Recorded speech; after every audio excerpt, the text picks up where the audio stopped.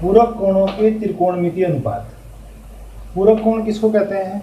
पूरक कोण जब दो कोणों का योग, माना ये कोण है, ये 60 डिग्री का कोण है और ये यहाँ पर 30 डिग्री का अगर कोण हो, ये 30 डिग्री का कोण है, तो ये एक दूसरे के पूरक, क्योंकि इन दोनों का योग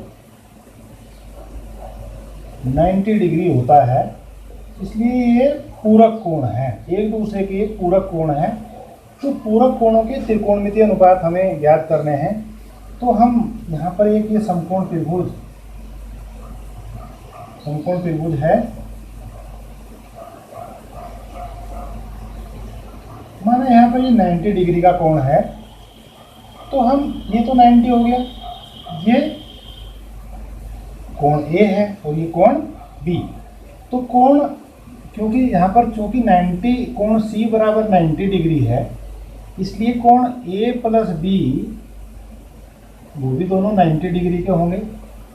तो यहाँ पर हम कोण अगर B निकालें तो 90 माइनस A, यानी अगर ये 30 है तो B हो जाएगा 90 माइनस 30 इक्वल टू 60, तो ये 60 डिग्री का होगा। अगर हम यहाँ पर हम साइन ले लेते हैं, माना साइन A बराबर लेते हैं, तो साइन A होता है लंब, तो साइन A के सामने लंब बटा कर्ण, इसके सामने कर्ण होता है, तो BC अपॉन AB। ऐसे ही अगर कोस A लेते हैं, कोस A, तो cos A AC upon A। Sine B हो जाएगा साइन B लंब AC अपॉन AB, ये साइन B हो गया।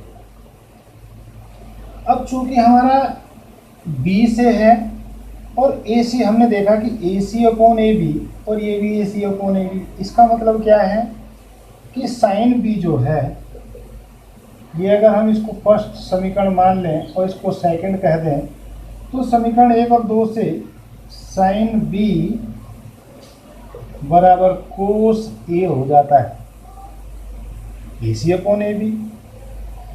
साइन B, क्योंकि साइन B का लंब ये हो जाएगा, इससे अगर मापन कर रहे हैं तो ये इसके सामने हो जाए AB, ये AC, ये लंब है, लंब बटा कर्ण AB।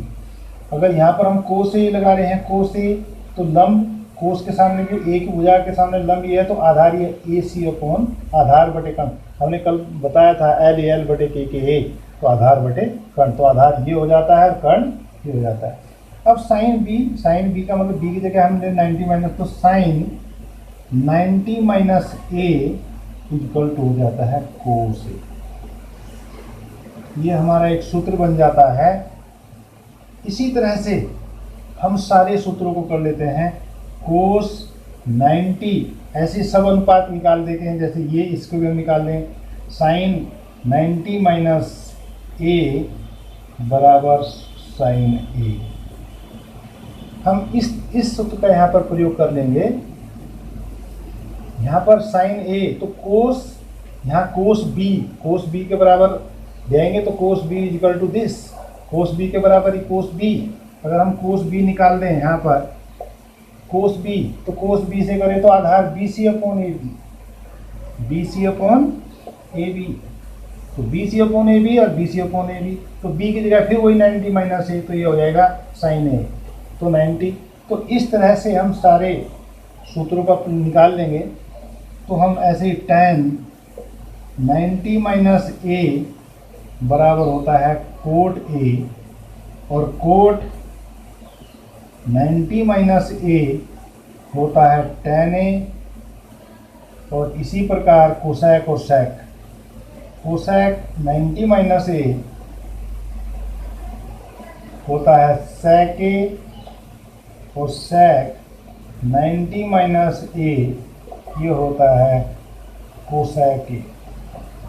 इस तरह से हम इन सबको निकाल देते हैं और इनको याद कर लेते हैं। अब इसी पर आधारित एक क्वेश्चन देख। साइन 18 और बटा कोस 72, तो 18 और 72 यानी पूरक कोण है, 90 हो जाते हैं। तो एक का मान चेंज कर लेते हैं, that implies sine 90 minus 72, 90 minus 72 18, तो साइन 18 हो गया बटे कोस 72 डिग्री। एक को ही चेंज करते हैं तो ये हो जाएगा equal to sine 90 minus theta, अभी हमने बताया था साइन 90 माइनस थीटा तो रहेगा, यानी जो ये होता है वही हो जाता है, कोस थीटा हो जाता है। तो कोस थीटा हो जाएगा, यानी कोस 72 हो जाएगा, ये कोस 72 डिग्री बटे कोस 72 डिग्री, इससे कट जाएगा एक बार, आंसर इज 1। तो इस तरह से हम इनके सॉल्यूशन ज्ञात कर लेते हैं। ऐसे ही tan 26 tan 26 अपॉन कोट 64, तो यहाँ पर भी ये हो जाएगा, दैट इम्प्लाइज tan, इसको लिख देंगे 90 माइनस 64 अपॉन कोट 64, तो कोट 64 डिग्री आ जाएगा। तो tan 90 minus theta equal cot theta, तो cot 64 degree upon cot 64 degree, this is 1, तो आंसर इज 1। इसी प्रकार से अन्य प्रश्नों को भी हम कर लेंगे। एक अगर हम देखेंगे पूरक कोण है, तो पूरक कोण है तो यानी एक को हम चेंज कर लेंगे और दूसरा सेम रख देंगे, तो हमारा ये आंसर आ जाता है। Thank you for watching.